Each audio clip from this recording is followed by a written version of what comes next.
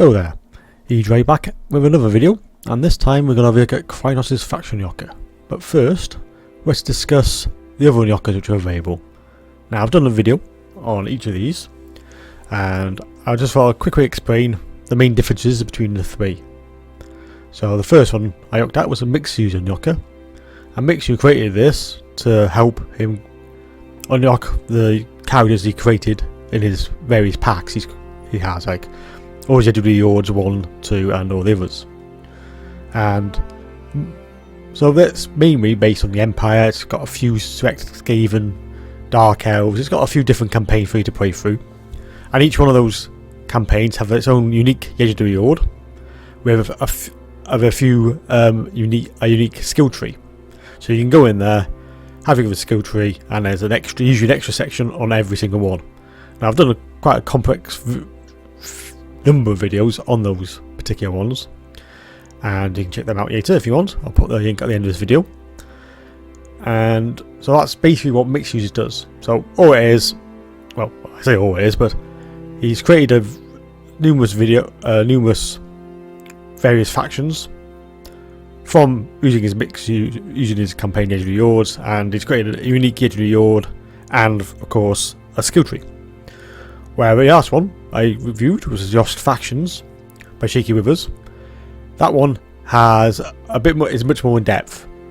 It's in a beta, just so you're aware, and in that, Shaky is creating almost a complete faction by itself with a unique roster, so various unique units, obviously a unique Legendary Ord, same with Mixu, and these usually are not the main ones. Like in Mixu's, they got some of the main heroes from the actual books, such as Boris Todbring. You can play a lot of the Empire ones, and a few there's a few Dark Elves, which are all featured in the books, but you can now play through them. Where Shaky, in his particular mod, is more concentrating on the Lost Factions, as he calls them, the ones which maybe not as common, but still unique. Like he's got ones for Araby. He's got a campaign for Arthings, to name a couple. But anyway, check that video out in later, or I'll put links to the videos as I talk about them. How about Crynsos? Well, Crynsos is one we're looking at today, and his is probably the original unlocker. And what he did, so if I start a new campaign and go to Mortal Empires, he created this unlocker and he unlocks every single possible faction in the game. And as you can see, I mean every single faction. And even if I go scroll all to the right, some of the basic war bands as well. So these are the unique roaming armies around. You can actually play as them. Now these are not complete, and I'll delve in a little bit more detail a bit later on. But you can play as them. So if I go into one of these, and what I'll do, I'll skip over the audio screen for you, so you'd have to sit through that. So let's go into Elspeth's campaign and go look at Von Draken there. So here we are after it's loaded in, and you get this new type of screen. Excuse me. Now to get this faction locker to work, you need this program. It's called UA Modding Framework, and you also need another one, and these are obviously on the actual page for Crynsos' faction locker. And that's the Community Modding Framework as well. So you need both of those mods activated. And this brings up this screen. What it does, it's an interesting little tool. So when you load it in, it brings up saying you what particular mods are actually activated. And Crynsos has put his mod into this as well. So it allows you to steer your campaign to in a particular way. And you have all these options. So while I'm here, I might as well take you through it. So there's different ways. You have the Chaos Invasion, no Chaos Invasion, turn-based Chaos Invasion, or the default. And the default tells you exactly what it is. If you got 30 settlements, or by turn 100, it'll activate the Chaos Invasion. Then you got Who Controls 8 Peaks, and then you got some new factions where you can disable and enable as you want. And here is where you set which turn you want the Chaos Invasion to happen. And of course, if you picked no Chaos Invasion, obviously it will never happen. So if you don't like the Chaos Invasion, just don't like the mechanic, you can turn it off in a single mod. Now before we go into the actual mod itself, when I click finalize now, it will crash like that. Now I came across this issue, and I'm sure a lot of people have in various reasons, so I thought I would discuss how to fix this problem. And as it says there, read the FAQ or frequency asked questions, and it tells you how to fix it. But I thought while I'm doing this, I'll do a quick video on how to fix it, and just to show you what you need to do. So I'll put that in now. So here we are with Carolingia's mod manager, and I'll just take you through how you get rid of that error when you start the campaign and it just freezes on the UI screen. I did a quick bit of research because it happened to me as well, so I thought in this video I'll just add the fix for it, which you can also find if you look into the frequently asked questions in the Steam workshop for Crynsos' faction locker. So what do you need to do to fix it? One thing you need to make sure is the order for how the mods are loaded into the game.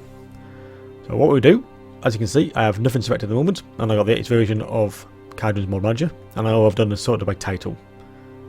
So what we need for Crynsos' faction locker is obviously the faction locker. You need the community modding framework, and you need the UI modding framework, which is at the bottom here.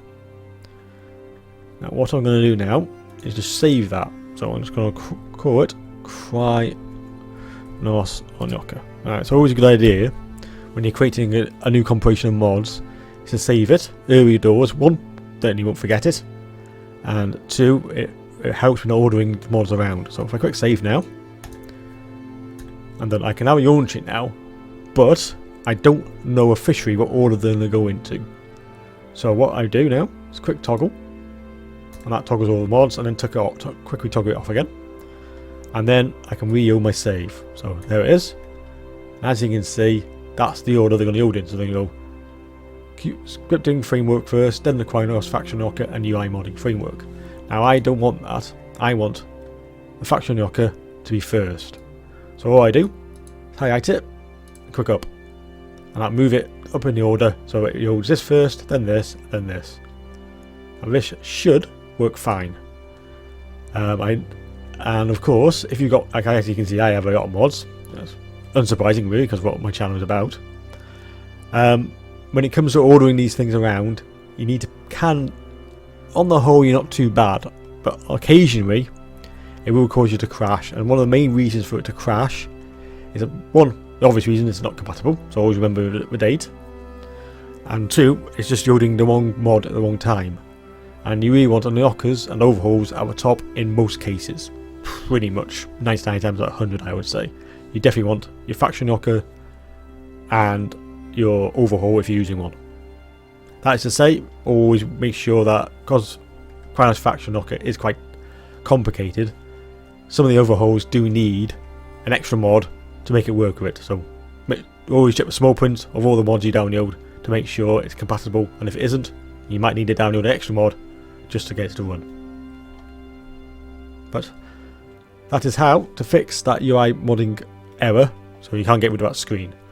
So it happened to me, and I just thought I'll drop it in this video so you know how to fix it, and you'll get frustrated and start putting random comments on the Crynsos' mod screen, which I've seen too many people do, when it usually, not always, but usually can be your own fault. So quick bit of troubleshooting for you there. Okay, I have applied that fix, which I've just shown a video of, and now we're back on the main screen. I won't go over this again because I went over it in the first part of the video. So just quick finalise that. Hopefully, yep, it disappears, and it's all good. So this time I loaded up Boris, and the differences, or the main differences between this and mixed use, say, because that's the closest one, is Crynsos here has added Boris Tobwanger. He's already got a picture because he's actually a Yord, and all he's done is just created your standard basic engineer Yord skill tree. Now if you open up any of the other ones he's unlocked, on the whole, there might be a small tweaks here and there, but on the whole there'll be just your standard skill tree with the odd change here and there, usually one or two. Like on mixed use, this is a bit more detailed. He's added a completely different section here, and in some of the cases, and he's added a lot more in some of the other Yords. But because Crynsos is unlocking so many, all he's done is the basic setup. He might add a few bits of bobs here and there for any particular yard, but on the whole, all it is his standard skill tree, which you find with most yards. As an additional, of course, you get his own little army, so you get a decent starting army of 10 units, and then you can just play through the campaign as normal. Now, as you can see, it hasn't got the various extra bits which were in that Empire update, which was reasonably recently done by CA, but it does allow you to play through the campaign and go about the full campaign as you would normally. So that is pretty much what the Crynsos faction locker does. So to wrap this video up, I just wanted to point out one more extra feature of Crynsos' faction locker. If I go back to the Mortal Empires campaign and go continue, and as you can see, all these factions are unlocked, and there is one interesting exception, and these are the ones which are right at the end, which I briefly mentioned at the first part of my video. And the ones I'm talking about, of course, these are roaming warbands. Now these work slightly differently. Because they're not a complete faction, they are kind of unique in the way they play. And they're also not completely finished. They're playable. You can of course play as them, but there is a few caveats which I just wanted to point out. So what I'm going to do, I'm going to yield up one of these, which I think I'll choose, if I can find it. It's here somewhere. No, burn off the butcher. Yeah, we'll go off burn off brigade, that'll be perfect. And our quick start campaign, and I'll see you on the actual campaign. So here we are with this one yielded in, and we're going to finalise, and here's our little army, starting army. Now, as before, and as all the others, you get a starting army, but you get a really random army. Like as you see in this one, I got a mix of Bretonian, I got some Norscan, I got a massive spider, I got a Hydra, I've got a Spherostegodon, Warhounds, and a Trebuchet, so all over the shop. Now, like I said, this is slightly different, well actually quite a lot different than the other campaigns. All the other campaigns are based around their particular faction. So, like if you pick a dwarf faction, you get the dwarf army and you can create it as you would normally. But with these, they don't work. Well, they work, but they don't work as you might suspect. So I just wanted to point that out before I end this video. So if I go to here, and as you can see, this is not a roaming. It's not a roaming army. It's not a horde army like a beastman or a chaos one. All it is just that is it. Now I don't know if Crynsos will change this in the future, but at the moment, if I try to get more time here, and obviously the Skaven already in residence, so let's declare war on them, and then quickly take it, like so. I don't think we need to fight that. I think we got that, and perfect. So and you get these usual options. All the usual options, you can stack it, you can raise it, etc. etc. So if I occupy this, so only like a horde army, you can actually occupy this. Ooh, we've got a magic item. Go me. And as you can see, when I click in here now,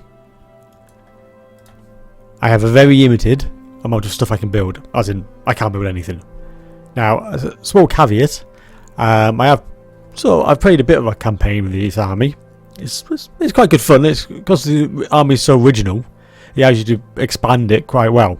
It just gives you more options. But money is very limited, and of course this army is very expensive, as you might have guessed. And because everything is limited, you can trade, and this does actually help if you get a province or a settlement which has an extra thing. Like this has got pastures. You can actually build that building. Now I've played a few, and I think you can play if they've got an option like here, like a pottery or a timber. You can build that particular building, so at least can give you a bit of trade. But that's the only main reason, and the only real way of getting any cash. So that makes it difficult from the outset. So how about recruiting an army? So if I go into here now, I'm going to building browser. As you can see, as the first option, it does allow you to recruit some units, but it doesn't allow you to create some particular units which require a secondary building. So in this case, warders. Now again, I don't know if Crynsos is going to change this in the future. Maybe he will, maybe he wasn't. But I'm sure with this particular mod he's got enough to worry about. So maybe another mod is out there, and if you do know of it, let me know in the comments. I had a quick look, and I couldn't see anything. But as you can see, so when I go to here and recruit a unit, I have these options. So these are, I've got some Plutonians, I've got some orders, I've got some standard Empire units. I've got quite an interesting selection, quite a mix. And it's the same with all these particular factions, as in these roaming army warbands. You get lots of interesting choices. So if you ever want to play a campaign with just some random units, this is quite an interesting campaign, and it is pretty difficult due to the limited amount of resources and cash you can actually generate. You almost have to treat it like a horde army, but again with some quite strong caveats. So I thought I'd just mention that, but I do recommend having a go with it because it is quite fun, and you do get to have some really unique armies, like this bit in one particular. Some of the armies are a bit weaker than others, so just pick one and just have a go, see how you get on. And with that, I shall see you in my next video. Thanks for watching.